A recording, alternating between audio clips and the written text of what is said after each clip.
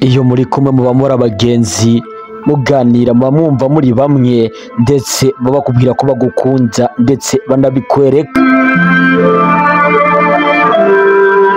bakubwira ko bagukunda ariko ntabwo ariko biri, kuko iyaba byashoboka ukabatega kamera cyangwa se ukabafata amajwi atariho uri, niho wokumvise neza yuko atari urukundo bagufitiye ahubwo baba bakuryarya, atabwo ari abantu bagukunda ahubwo niba ndakwereka ko bagukunda hari ikindi kintu bazoba bishakira.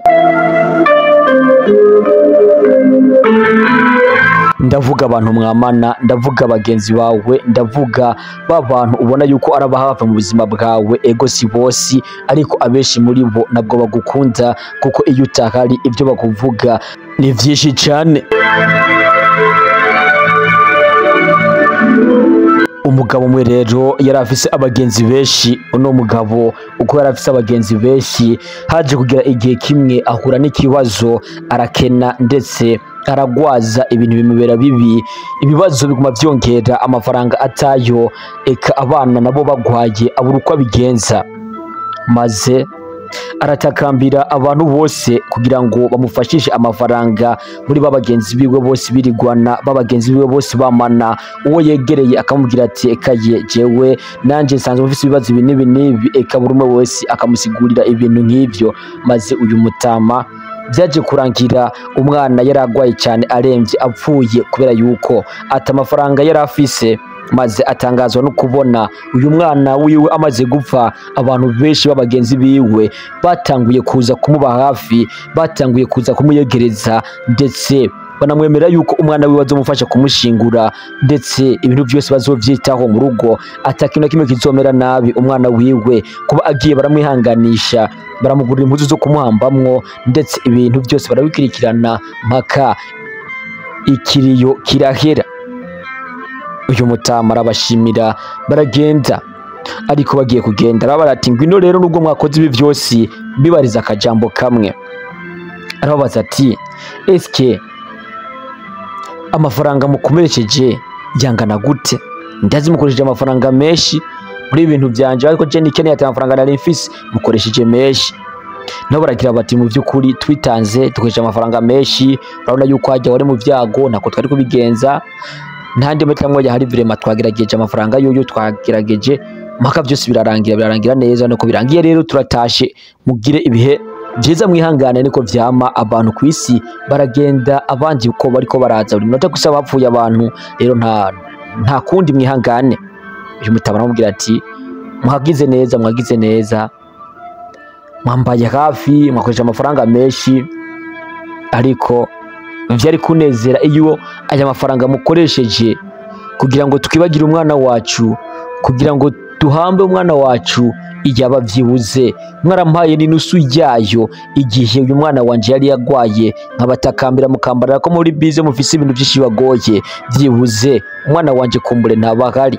Uyu mutama ahita agenda yigira mu nzu aricara, hama abantu basikira baribaza baravuga ati koko turimbwa. Erega n'ubundi ntaho bitandukaniye navyo.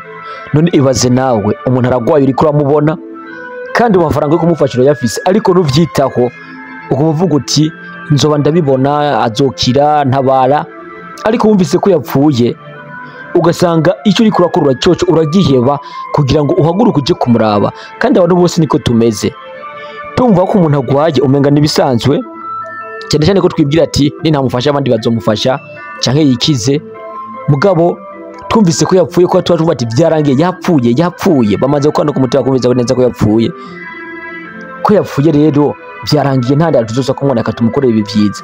Ariko nubwo bwira yuko burya ego ni byiza, umuryango uba usigaye bavuga ati umuntu waca ahasezewe neza, ariko mu by'ukuri iby'akarusho kuraba umuntu yapfuye no kuraba umuntu agwaye byoba byiza ukikora umuntu agwaye, kuko wapfuye wowe igikorwa ciwe kiba cyarangiye, Imana iba yamaze kwereza igikorwa cyayo uyu muntu ubwiwe babwarangiye.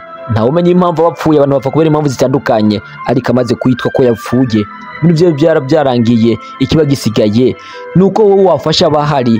Rero gerageza gufasha umuntu ukimubona, ntuzuvuge ngo uzomufasha ari uko umubonye mu bibazo.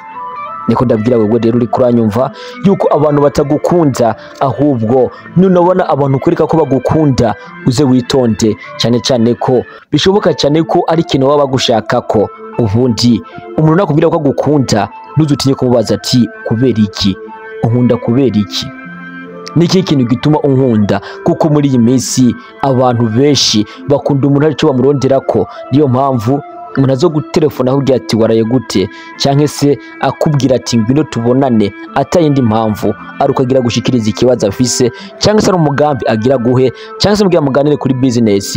Ibintu byo kuvanga umuntu ngo n'inshuti yawe uramukunda uko nyene bisa nk'ibiriko birahera mu bantu, ariko nivyo byari bikenewe, niko karakaranga gaciro keza.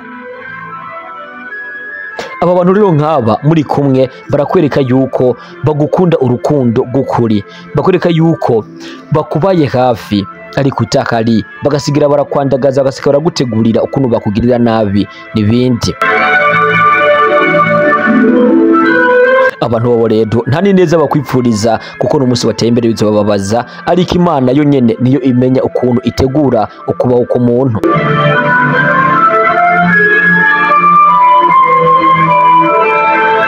Urenganye basigara barakuvuga, waba wambaye nabi bati heraba ubukene bwamufashe yamanyama azosura kuyagirira hehe, ndetse waba wambaye neza naho bakagira bati heraba ingene kishima umenga niko kari kwisi konyene, yandi majambo nkayo.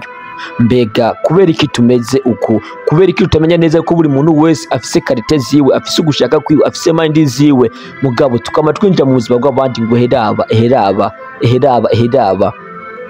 muga tukibagira neza yuko iyo dusonga umuntu agatoki kamwe, izindi ntoki zitatu zisigaye zisonga kuri wewe, byumvikana yuko nubwo uwo muntu mubonye ikintu kimwe nawe hari byinshi utaribona ko. Nico kimenyetso cy'ukuntu umuntu asonga intoki kavuga ati heraba, izi ntoki zitatu ziba zikuraba ko ziba zikubwira ati nubwo uri hasonga uriya muntu agatoki kamwe, natwe turakubona hari ibintu utaratunganya.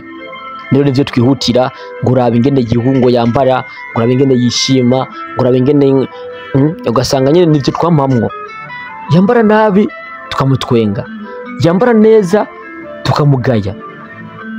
None se urumva yuko abantu nta rukundo dufitaniye, ahubwo nuko amatwopozanya gusa. Abantu rero urakwiye kubakunda n'umutima wawe wose, kuko n'Imana yavuze ati mukundane uko nanje nabakunze. Ariko ntukibizere, ntugizera abantu nshuti yanjye, ntukabizere. Icyizere uzobaha uzucitondera, uvuga ati uyu muntu ubwo ndiko ndamwizera, aramutse ampemukiye ntiyonkoromeza, kuko numwizera ku buryo azo gukomeza akaguhemukira ukaba nabi kurushaho, uzomuhaye urufunguruzo rwo kukubabaza, azobikora. Abantu benshi rero sabo kwizera bakunda, ariko witondere uburyo ubizera.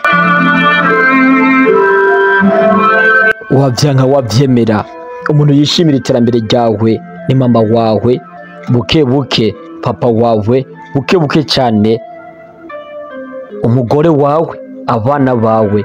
Aba rero njanye baragerageza kwishimira iterambere ryawe, n'ayahandi ho abasigaye nta terambere ryawe bishimira, ahubwo rondera iryo terambere ufise impamvu, ariko nturondere kugira ngo wemeze abantu, kuko abantu bobo ntabyo bitayeho. Icyo bitayeho ni ukubona urimo amarira, ni ukubona umerewe nabi, ni ukubona ubuzima bwawe buri mu byago.